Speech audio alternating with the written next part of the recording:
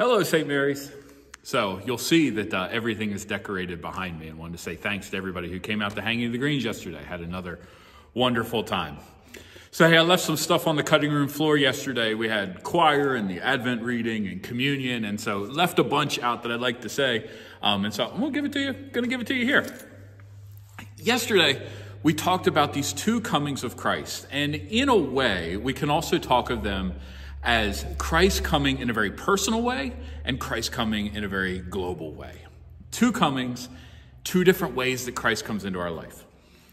We talked about personally, and we talk about the smallness of Jesus coming. And this is the celebration of Christmas, yes? That Jesus comes sort of disruptively into Mary and Joseph's life. He uproots them. He forces them to go to Bethlehem. And in that journey to Bethlehem, we see a real journey, a real town, real people, a real family. Christ comes into the minutia of our lives, into the intimate details of our lives. But in the global way, we said, and we continue to proclaim that Christ is coming back again one day to finally and fully rule over it all. And from the very day of ascension, the church has believed this and has worked towards it. As Jesus ascended into heaven, it was the angel standing there who said, "This Jesus, who has been taken up from you into heaven, will come in the same way as you saw him go into heaven." The angel said he's coming back one day. And throughout the New Testament, the early church believed this. Indeed, even Jesus said, "One day I will come back." So what does all that mean? When? How? All those things? Well, those are reasonable questions, and I'm not going to dive into that today. But what the church has always believed, even when we've disagreed about what and how and when, is that Christ is coming again in a very real way. And so we get ready. Hence, Advent. Christ is coming into your life personally. Get ready. Christ is coming globally into the world. Get ready. But what I don't want to do is, even though I want to understand both these things, is I don't want to draw too hard of a line between them. These stories are always intertwined. And here's what I really want you to hear.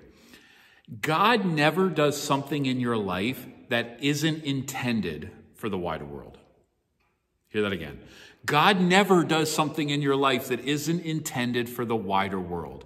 In other words, your life, no matter how small, no matter how insignificant you believe yourself to be, every detail of your life is about God's coming and God's kingdom in this world, and has impact. To put a blunt point on it, you matter to this world.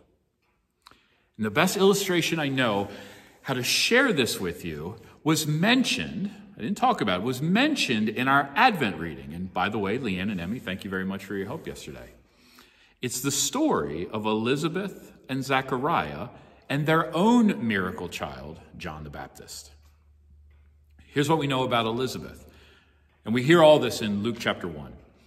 What we know about Elizabeth is that she was a powerful believer. Some translations even call her blameless. We can talk about what that means, but she clearly was a deeply devoted person who was married to a priest in the temple, which clearly is devotion.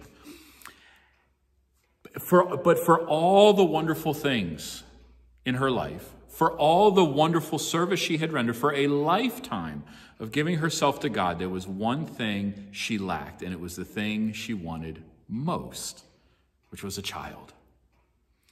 And as we said yesterday, Advent in this way starts in her pain.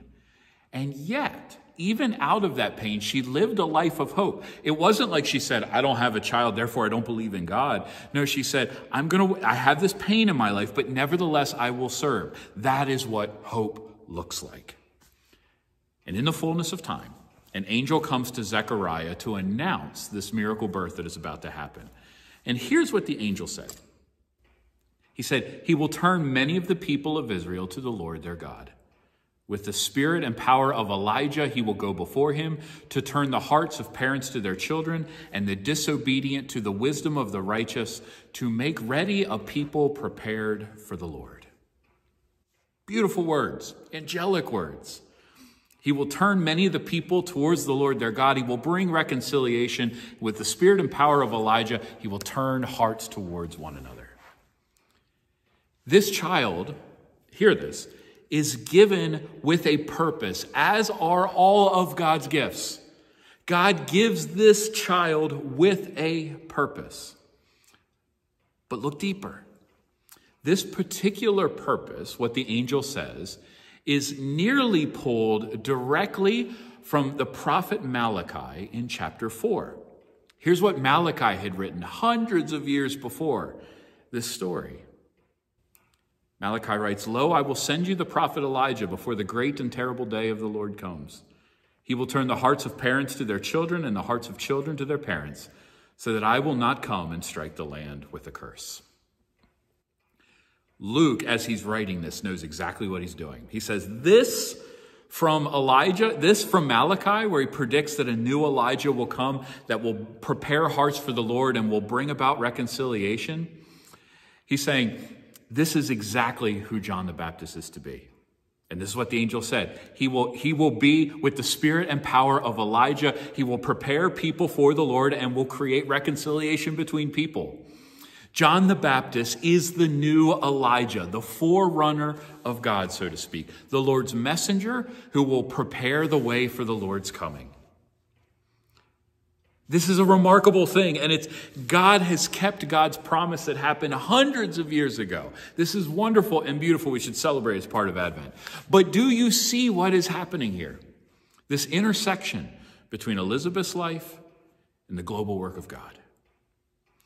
God answering Elizabeth's prayer isn't about giving Elizabeth what she wants, improving her personal life, fixing her personal burdens, sort of giving her that one hole that had always existed in her life. No.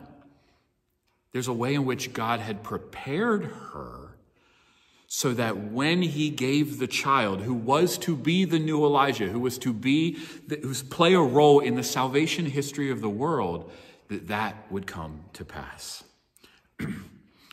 This gift is for the world. Her story, Elizabeth's story, and Israel's story, absolutely intertwined. And so it is with you.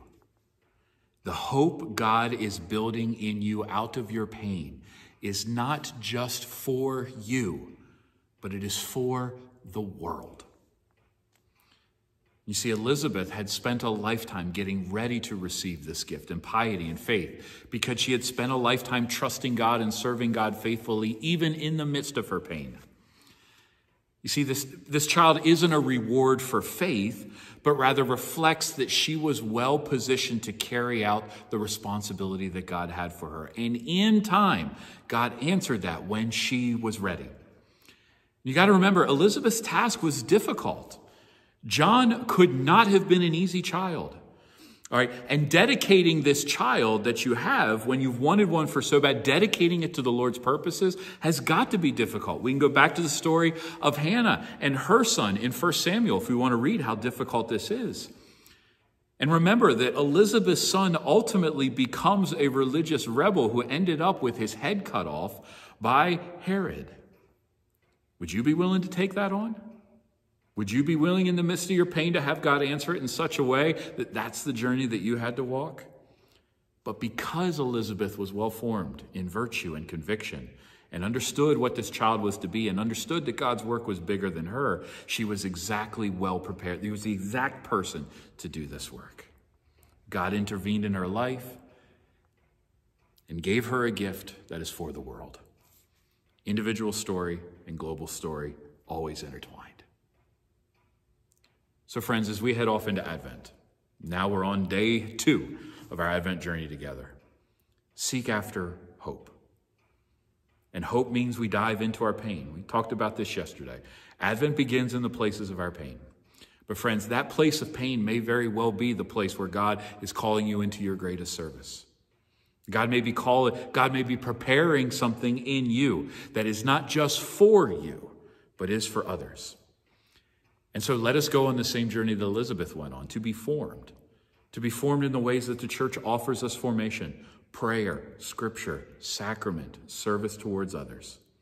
Yes, it's a slog, and it may take a really long time, but that is the whole point of hope, right? We move in uncertainty because we're convinced of what the future will be. We move now even when we move now because we believe the future to be true. God is doing good work in your life. Believe that future to be true, but act now, even if the present seems uncertain. And if that's something you want to talk out, something you'd like to explore a little bit more, holler at me. Would love to have this conversation with each and every one of you about what God may be doing in the midst of your pain. But friends, I pray this encourages you. Your life matters, your pain matters, what you are going through matters, and God has a purpose for your life, and all of us need that purpose to be worked out in you, and you can't wait to see what it is. So friends, thanks so much. We will see you on Wednesday. Until then, take care, y'all.